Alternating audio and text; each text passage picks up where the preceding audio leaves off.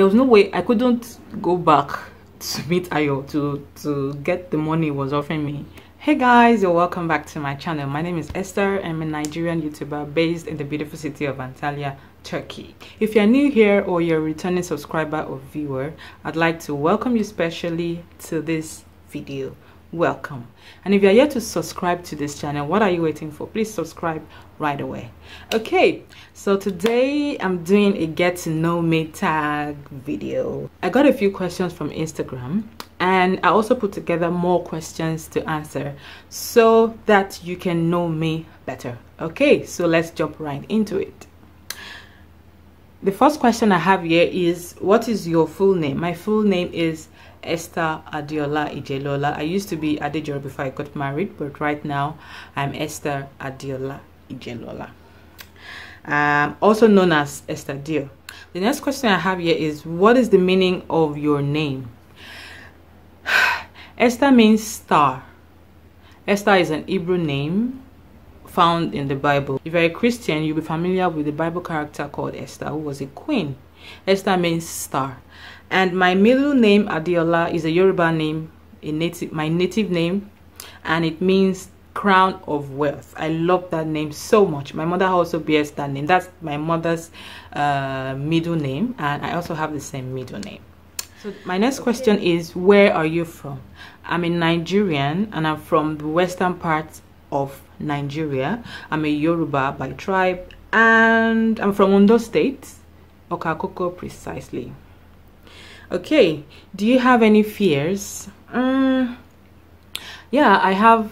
I think my biggest fear is leaving the face of the earth without impacting lives, without fulfilling my purpose, without pouring myself out, without fulfilling my purpose, basically, and without using my talents, use everything that God has deposited in me to bless people's lives. If I leave the face of the earth without achieving any of that, I will consider myself a failure. So that is my biggest fear.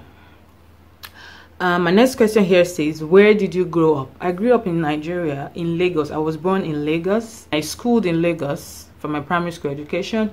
And for my secondary school education, I schooled in Ekiti State. My mom is from Ikere Ekiti, so I went to Selby Grammar School in Ikere Ekiti. And for my uni, I studied at the College of Education, at the Yemi College of Education, Ondo, now the University of Education in Ondo. Then after that, I returned to Lagos, and after I got married, I moved to Turkey. My next question is, why did you start YouTube? Okay, I see YouTube as a platform for me to share my life with people. Like I said before, I don't want to leave the face of this earth without blessing lives, without impacting people. So I believe it's a place that I can get to share my life with people, my struggles, my failures, my success, basically everything that I can share to inspire people, to other people to learn from. And I also believe it's a place where I can air my views, my opinions, everything, my knowledge, where I can share my knowledge about topics bordering on faith, relationships, and basically every other thing that I would like to talk about. I also believe it's a place where I can show what I do, and generally the whole idea is to bless people's lives, to impact people, and to be a blessing to people through what I talk about. So that is one reason why I joined YouTube. Okay, the next question says, are you a risk taker? Am I a risk taker? I don't think so. That doesn't mean that I can't take risk when the time comes or when it's necessary for me to do so, but I don't consider myself a major risk taker. I can take a risk when it's necessary, when I feel it's necessary, but I'm majorly not a risk taker. What are your favorites? Favorite color? I don't think I have a favorite color. Sometimes, some time back, I used to like blue, I used to like black, I used to like red, pink, whatever. So, but right now, I don't have a favorite. I just go with any color that suits my mood. Now, favorite food. Do I have a favorite food? I don't think so. But there are some food, there's some meals that I can eat any time of the day. Meals like rice.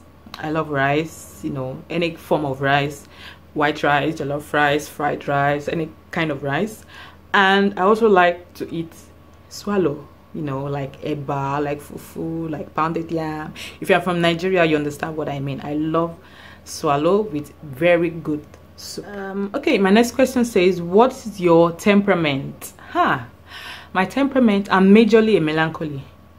That is my major temperament. And I think I have a few, I have a bit of the 3 other temperaments added to that, but my major temperament is melancholy. Would you prefer to read a story or watch a movie? If I were to choose between reading a story or watching a movie, I would prefer to watch a movie. Okay. My next question says, do you have a phobia? Yes, I do have a phobia. I have a phobia for heights. You know, I don't like being up there. Every time I'm there, I lose my cool. That's my major phobia. So my next question says, dogs or cats, which do you prefer? And my answer to that is none. I don't like dogs, I don't like cats. I don't hate them, but I just can't stand them coming close to me. You know, here, let me just tell you a quick story. Here in my neighborhood, I guess everywhere in Turkey, the Turkish people, they like pets, they like dogs, they like cats and all that. And I don't like them. You know, when you're on the road, you see cats and dogs coming around. When they see people, they come towards them, and you know, they touch them, they fondle them, they cuddle them. But I can't stand any of that. So for this reason, I stopped certain things. One of them is I used to do prayer walks in the evenings. Sometimes I go out, I just take a walk, sometimes just walking or doing prayer walks. But because of this dogs that I'll usually walk around the neighborhood, I stopped doing that. And then the second thing is that there's a park close to where I live, and there are gym equipment there where I do some light exercises, and I stopped doing that. I usually go out there in the evening, you know, to do exercises, but I stopped doing that because of these dogs. The last time I went there was, I think, around April last year. I just wanted to go out to take some air, to, you know, to have some alone time by myself outside, you know, to meditate and stuff. And then I think I was the only one in the park that day, and the dog came around. A dog came around and it was coming towards me. And usually what I do is that if anytime a dog is coming towards me, I just move over to the next, on the road when I'm walking and a dog is coming towards me, I just cross over to the other side of the road, you know. So this day I was there and the dog was coming towards me. You know, I was telling the dog to go away in Turkish. I said git, but it didn't go. So it kept coming towards me, you know, maybe to sniff me or to something like that. And I got so scared, I just kept walking. You know, I know I couldn't run, because if I run, it might run after me and I would get so scared. So I kept walking fast. Thankfully, my house was just nearby, so I just walked away until I got to the house. It came after me and I was so scared, I just kept walking until I got to my house. Since that day, I never stepped into that park, especially alone at night. You know, if there are other people there, you know, the dog could maybe walk to other people, but if I'm alone there, I don't go. If there is no one else there, I don't go. And even since that day, I've never gone back to that park. Funny. And the third thing is that I usually go out grocery shopping in the evening, maybe to buy 1 or 2 things I needed in the house. You know, I just go with my son. But the last time I did that, a dog was also approaching me. Oh God. Okay, so guys, I had to go pick my baby. I heard her cry in the bedroom and I went to pick her. So here she is. Say hello, Michelle. Her name is Michelle, and she'll be 6 months in August. Okay, I guess we'll be doing this video together. It's just the 2 of us at home, so why not? All right, as I was saying, I went out in the evening that day. I was going out to get 1 or 2 things from a grocery shop close by, and on my way back I saw this dog coming. There were actually two. They were just strolling towards me. They were coming from behind me and I was going, and just started coming towards me. Maybe they thought I had something to give to them, and I got so scared. I kept walking ahead. My walk became so faster, and they were just going on their own. But I was just so scared, and actually they were coming towards me. So I got scared and I kept walking faster. I was telling them to go, to leave, but they didn't leave. I almost ran that day. I got the scare of my life, and since that day I never went to that grocery shop by foot. I prefer to go by bus to a farther one than to walk to the nearby shop. That's funny, right? But that is what dogs have done to me. So dogs, cats, I'll have none of them. I could have a puppy. I prefer a puppy, but big dogs, nah. My next question says, do you have a lot of friends? I wouldn't say I have a lot of friends. No, I don't. I just have few close friends. Most of the time I like being by myself alone. I enjoy my alone time. I enjoy being by myself. People used to ask me whenever I'm at home alone, people used to ask me, oh, are you not bored? Are you not bored? Blah blah blah. But I can be in a house for 1 week or more if I have everything that I need: food, electricity, internet, everything. I may not step out of my house for 1 whole month or 1 week, let's say. I love my company so much, and I have few friends. Actually, I have few friends, male, female friends, few of them, but I'm not a, I don't have a lot of friends. What is your most embarrassing moment? Okay, there are lots of them, but there is one that I can remember from the top of my head. This happened many years ago, around 2006 or thereabout. I had a friend, Ayo, and he just got into the university, and I was yet to get into uni. So one day I just decided to pay him a visit at the university. He was at the University of Lagos then, so I just decided to visit him that day. And I've never been to that school before. I didn't know how much I was going to need, for my transport fare, but I just went. I was so eager to go to get to know the school for the first time. So I just went there. I visited him, he took me around the school and all that. And then when it was time for me to leave, he offered me transport fare back home, but I didn't take it. I refused it. So I just said, no, don't worry, I'm fine, I'm okay. So he saw me off to the park. So I got on the bus, and the bus took me to the gate, outside the gate, to school gate. So when I got outside the school gate, I was going to board another bus from there to Oshodi, then from Oshodi to Mafoloku. Oshodi is not far from where I live, but from Yaba, where the school is, to Oshodi is a very long distance. And I discovered that I ran out of cash. I didn't have any money. And maybe I ran out of cash, or I didn't have enough money to get on the bus to Oshodi from Yaba. So